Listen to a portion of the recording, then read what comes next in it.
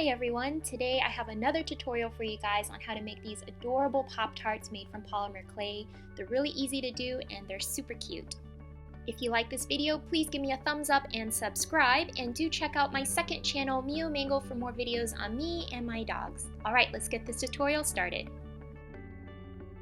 Start off with a flesh-colored piece of clay and gently roll this into a little stubby snake, and you're going to flatten this with a roller until it's about 2 to 3 millimeters thick. Once you're happy with the size of your Pop-Tart, take a blade and you're going to cut this piece of clay into a rectangle. This is how large my Pop-Tart ended up being. Now, using the back of a paintbrush or anything with a rounded edge, I'm just going to smooth out all the sharp corners. Pop-Tarts kind of have a pretty organic shape to it. It doesn't really have sharp edges, so I'm really just smoothing out any parts that have a really sharp edge. Every Pop-Tart has these ridges on the sides, so I'm taking a clay tool and I'm just forming little parallel marks all along the edge of the Pop-Tart. When you're done, it should look something like this. Now, since this is a baked item, you have to give it a little more color, so I'm just taking some chalks and putting it in the brown, orange, yellow range and just dusting on some color onto the top of my Pop-Tart. The color should be very subtle and kind of hard to tell. To form the small decorative strawberry, you're going to take a pink piece of clay and shape this into a slight triangle, and with the green piece of clay, you're going to flatten this into a pancake. Cut the pancake in half with a blade and keep one half on your finger. Now, using an X-Acto knife, I'm cutting off 2 small triangles at the very bottom edge, and this will form the leaves that drape over the strawberry fruit.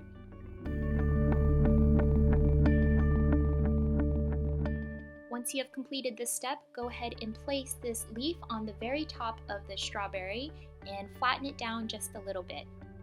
To form the stem on the opposite side, just pinch the green clay into a nice little angle at the very top. You should have a very tiny strawberry that you can make out by now.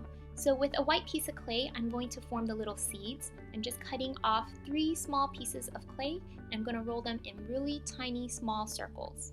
Be sure to space your seeds wide apart onto the fruit, and your strawberry is all done. Moving on to the frosting, you're going to need a container you don't care for and some really soft clay. I'm using the really soft sculpty clay, and I'm just tearing this up into a bunch of smaller pieces and putting them into my cup. Take some transparent liquid clay and you're going to pour a little small amount into your mixing cup.